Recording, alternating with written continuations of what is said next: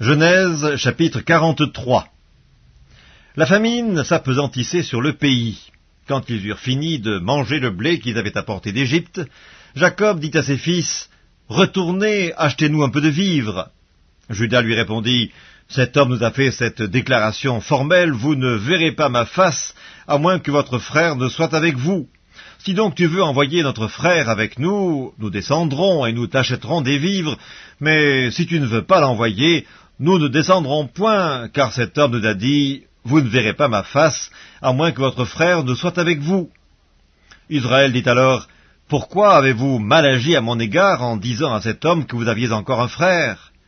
Ils répondirent, « Cet homme nous a interrogés sur nous et sur notre famille en disant, « Votre père vit-il encore? Avez-vous un frère ?» Et nous avons répondu à ces questions. Pouvions-nous savoir qu'il dirait, « Faites descendre votre frère » Juda dit à Israël, son père, « Laisse venir l'enfant avec moi, afin que nous nous levions et que nous partions, et nous vivrons et nous ne mourrons pas, nous, toi et nos enfants. Je réponds de lui, tu le redemanderas de ma main. Si je ne le ramène pas auprès de toi, et si je ne le remets pas devant ta face, je serai pour toujours coupable envers toi, car si nous n'eussions pas tardé, nous serions maintenant 2 fois de retour. » Israël, leur père, leur dit, « Puisqu'il le faut, faites ceci. Prenez dans vos sacs des meilleures productions du pays pour en porter un présent à cet homme, un peu de baume et un peu de miel, des aromates, de la myrrhe, des pistaches et des amandes. Prenez avec vous de l'argent au double et remportez l'argent qu'on avait mis à l'entrée de vos sacs. Peut-être était-ce une erreur. Prenez votre frère et levez-vous, retournez vers cet homme. Que le Dieu Tout-Puissant vous fasse trouver grâce devant cet homme, et qu'il laisse revenir avec vous votre autre frère et Benjamin. Et moi, si je dois être privé de mes enfants, que j'en sois privé. » Ils prirent alors le présent, ils prirent avec eux de l'argent au double, ainsi que Benjamin. Ils se levèrent, descendirent en Égypte, et se présentèrent devant Joseph.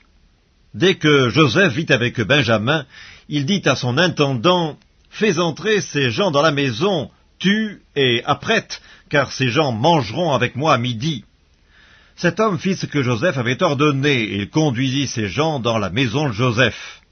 Ils eurent peur lorsqu'ils furent conduits à la maison de Joseph, et ils dirent, « C'est à cause de l'argent remis l'autre jour dans nos sacs qu'on nous emmène, c'est pour se jeter sur nous, se précipiter sur nous, c'est pour nous prendre comme esclaves et s'emparer de nos ânes. » Ils s'approchèrent de l'intendant de la maison de Joseph et lui adressèrent la parole à l'entrée de la maison. Ils dirent, « Pardon, mon Seigneur, nous sommes déjà descendus une fois pour acheter des vivres, puis quand nous arrivâmes au lieu où nous devions passer la nuit, nous avons ouvert nos sacs, et voici l'argent de chacun était à l'entrée de son sac. Notre argent selon son poids, nous le rapportons avec nous. Nous avons aussi apporté d'autres argent pour acheter des vivres. Nous ne savons pas qui avait mis notre argent dans nos sacs. » L'intendant répondit, « Que la paix soit avec vous, ne craignez rien. C'est votre Dieu, le Dieu de votre Père, qui vous a donné un trésor dans vos sacs. Votre argent m'est bien parvenu. » Et il le ramena à Siméon. Cet homme les fit entrer dans la maison de Joseph. Il leur donna de l'eau, ils se lavèrent les pieds. Il donna aussi du fourrage à leurs ânes.